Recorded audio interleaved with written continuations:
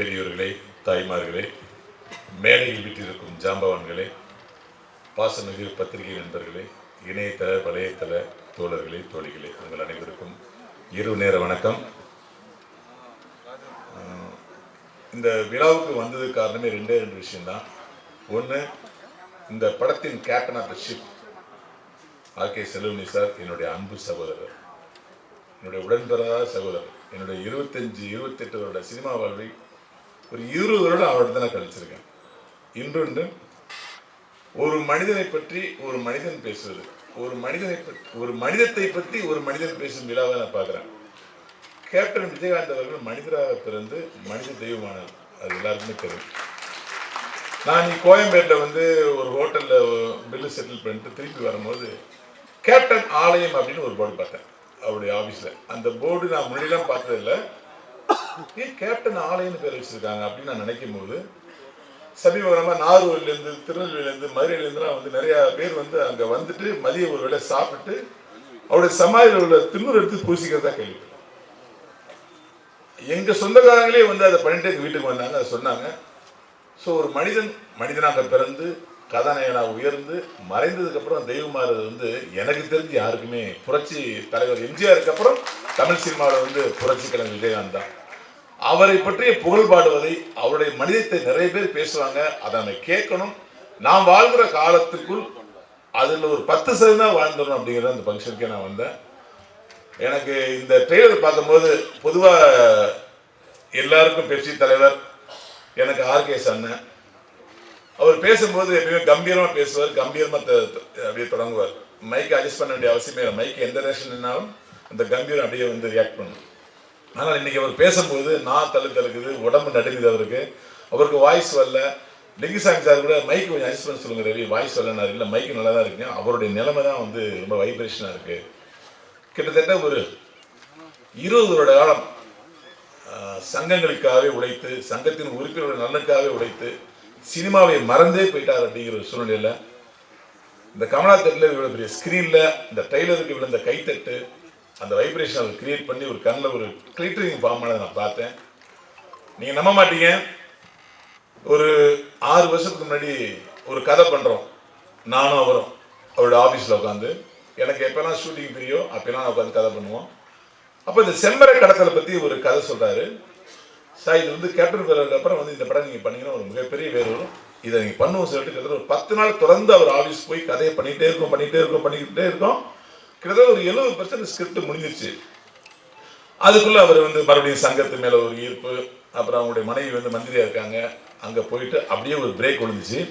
கரெக்டாக 1 இயர் கழிச்சு புஷ்பான்னு ஒரு படம் ரிலீஸ் ஆகுது. அது அந்த கதை தான். இதுக்கு நான் தான் சாட்சி. என்ன அதிக பிரச்சனை பேச நினைக்காதீங்க. நான் ரொம்ப ஃபீல் பண்ணி ஃபோன் பண்ணேன், என்ன சார் நீங்கள் எவ்வளோ பெரிய ஹிட்டை மிஸ் பண்ண தெரியுமா அப்படின்னு ஃபீல் பண்ணேன். அதுக்கப்புறம் வாடா பண்ணணும், டைம் இருக்கா பண்ணுன்னாரு. மறுபடியும் ஒரு பெங்களூருக்கு போகிறோம், ஒரு கதை பண்ணுறோம். இந்த கதையாக ஒரு டைரக்ஷன் பண்ணுவார்னு நினைக்கிறோம், அதில் ஒரு பிரேக்கு. மறுபடியும் ஒரு 6 மாதம் கழிச்சே ஒரு கதை பண்ணுவாரு. போங்க சார், நீங்கள் படமே பண்ண மாட்டீங்க, நீங்கள் ஆகுன்னா சங்கத்தை உட்காந்துருக்கீங்க. நான் யாருக்கும் டிஸ்கஷன் பெருசாக போக மாட்டேன். எஜே சூர்யா சார் தவிர நான் யாருமே டிஸ்கஸ் பண்ண கிடையாது.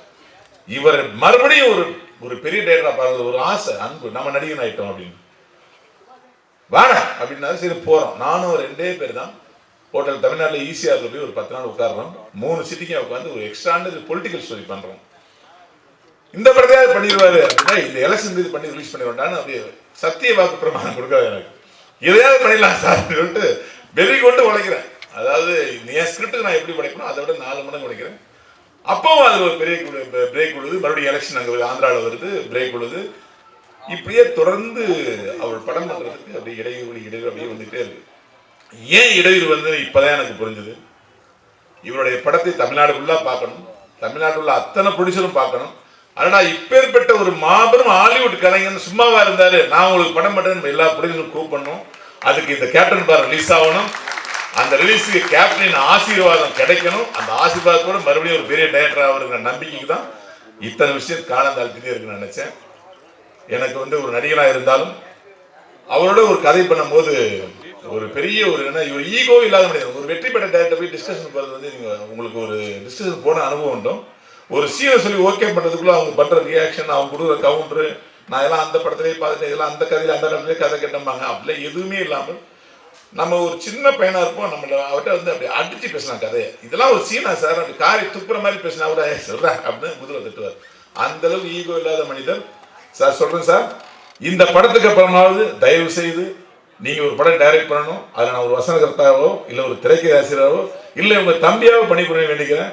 இந்த படத்துல வந்து மன்சூர் அலிகானன் சார் தான் இந்த படத்தை இங்க இருக்கிறதுலே ஒரு பேலன்ஸ் வந்து மன்சூர் அலிகானன் சார் தான். நான் ஒரு கேள்வி கேட்டேன், சார் உங்க காலத்துல நான் வந்து வில்லனா வேலை சார், நீங்களாம் ரிட்டையர் ஆனதுக்கு அப்புறம் தான் வில்லனா, எப்படி சார் இந்த மன்சூர் அலிகான் சார் வந்து வீரப்பன் கேரக்டர் நீங்க வந்து ஃபீல் பண்ணீங்க? கொஞ்சம் கூட கலரும் சார் இல்லை, அந்த கம்பீரமும் இல்லை, அவரே மொழுன்னு வெண்ண மாதிரி இருக்குது. அந்த காலத்திலே இருப்பாரு, இப்போ கொஞ்சம் கூட கொஞ்சம் கரண்டமுடா இருக்காரு மீசெல்லாம் வச்சு. அப்போ ரொம்ப ஒரு மாதிரியா ஒரு பட்டர் கேக் மாதிரி இருப்பாரு. இவர் எப்படி சார் நீங்க வந்து வீரப்பன் கேரக்டர் யோசிச்சீங்க அப்படின்னு நான் கேட்டேன். ஏன்னா அதோடைய உள்ளத்தை எனக்கு தெரியும். ஏன்னா வீரப்பன் கேரக்டருக்கு ஃபீல் பண்ண ஒரு நடிகர் இருக்காரு, அவர் அதுக்காகவே வாழ்ந்து அவர் தான் நினைக்கும் போது அதை ஓவர் பண்ணி ஒருத்தர் வராது, எப்படி வந்தார் சார் அப்படின்னு கேட்டேன். அதுக்கு அவர் சொன்னாரு, டேய் வீரப்பன் மாதிரி இருக்கிறவங்கலாம் வந்தாங்கடா வீரப்பன் அடிக்கிறதுக்கு, ஆனா வீரப்பனா மாறியே ஒரு சுத்தி இருந்தாங்க ஏரியாவில். யாரை பார்த்தா நேரம் தெரியுமா, நான் வீரப்பன் போர் தெரியும் தெரியுமில்ல, இப்படிதான் பேசுவேன் எனக்கு முன்னாடி யாரை பார்த்தாலும். ஸோ இந்த ஆட்டிடியூடுக்காகவே அவனை ஃபிக்ஸ் பண்ணண்டா அப்படின்னாரு. பாருங்க, நீங்கள் வீரப்பனுடைய உருவமும் வீரப்பனுடைய உடம்பு இருந்தால் பத்தாது, அந்த தைரியம் அந்த கட்ஸ் உள்ள இருக்கணும். அதை நான் பார்த்தேன் மனசுலிகான்ட்ட, அதனால தான்டா அவரை வீரப்பனாக்கு அப்படின்னாரு. ஒரு இயக்குனர் நினைச்சா எதையும் மோல்டு பண்ண முடியுது. மிகப்பெரிய உதாரணமே நீங்களாம் இவர் தான் வீரப்பன் நம்ப வச்சுதான் அர்கே சாருடைய பெரிய வீரர். ஸோ இந்த நேரத்தில் என்னுடைய அன்பன் மன்சூர் அலிகானுக்கு மிகப்பெரிய வாழ்த்துக்களை தெரிவிச்சுக்க. ஏன்னா ஒரு நடிகன் சாக மாட்டா அப்படிங்கிறதுக்கு இந்த கேப்டன் வேற மறுபடியும் ஒரு ஷாட் அப்படி கட் பண்ணுவார், ரத்தம் மூஞ்சில் அடிக்கும். ரத்தம் மூஞ்சில் அடிக்கும். இப்பெல்லாம் வந்து ஒரு 4 சொட்டு டிராப் பண்ணுவாங்க.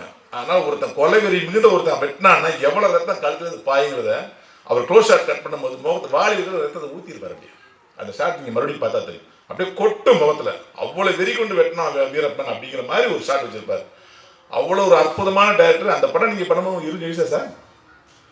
25 வயசுல அப்படி 28 வயசுல வந்து ஒரு ஹாலிவுட்டுக்கு நிகரான ஒரு படத்தை பண்ணியிருக்காருன்னா அது உண்மையிலே இன்றைய இயக்குநர்களுக்கு சவால் ஒரு விஷயம். இன்னைக்கு நம்ம பார்த்து வியக்கிற விஷயத்த இன்னைக்கு பார்த்து நம்ம வந்து வியந்து போற இயக்குநர்களுக்கெல்லாம் ஒரு பெரிய முத்திரையை சார் கிட்டத்தட்ட 30 வருஷத்துக்கு முன்னாடியே பதிச்சிருக்காங்க. அது ராஜராஜன் மாதிரி ஒரு தமிழ் கேமராமேனை வச்சு, அது எங்களுடைய அன்பன் நம்முடைய லியாகத் அலிகான் சார் வந்து எங்களுடைய இயக்குனர் சார், எங்களுடைய எழுத்தாளர் சங்கத்துடைய பொதுச் செயலாளர். அதில் நான் துணைத் தலைவராக இருக்கிறது எனக்கு உண்மையிலேயே பெருமையாக இருக்குது சார். ஏன்னா அதில் ஒரு டைலாக் வரும், ஏய் என்ன முடி வெட்ட இடத்துக்கு போறியா, மரம் வெட்ட இடத்துக்கு போற, அதுவும் சந்தன மரம் எடுத்துக்கிட்டு வெட்ட இடத்துக்கு போற அப்படின்னு ஒரு டைலாக்லாம் அந்த ஓவர்லாப்லேயே சிலுத்து சார் எனக்கு இந்த ட்ரெய்லர் பார்க்கும்போது. அவ்வளோ அற்புதமான எழுத்தாற்றல் மிக்கவர் அவர் என்னை வாழ்த்தினார், தம்பி உங்களுக்கு தமிழ் சினிமாவில் ஒரு மிகப்பெரிய இடம் இருக்குது, நீங்கள் வந்து ஸ்டெப் பை ஸ்டெப்பாக தான் வளருவீங்க, ஆனால் நீங்கள் உங்களுக்கு வீழ்ச்சியே வராது, கடைசி வரைக்கும் நடிப்பீங்க அப்படின்னாரு. நீங்கள் சொன்ன வாக்கு படிச்சுட்டு இருக்குன்னு 20 வருஷம் வந்தாலும் இன்னைக்கும் ஒரு டிமாண்டபிளான நடிகராக இருக்கேன். உங்களுடைய வாழ்த்துக்களுக்கு மிக்க நன்றி. உங்களுடைய அனைவருடைய வாழ்த்துக்களோடும் இந்த படம் மிகப்பெரிய வெற்றியடையும். இதற்கெல்லாம் மேலாக கேப்டனுடைய ஆன்மா இந்த படத்தை வெற்றியடை செய்து மறுபடியும் எங்களுடைய ஆர்கே சரண் அவர்களை வந்து டைரக்ட் பண்ண சீரனை எல்லாம் உள்ள இறைவனை வேண்டுகிறேன். நன்றி, அன்பு, வணக்கம்.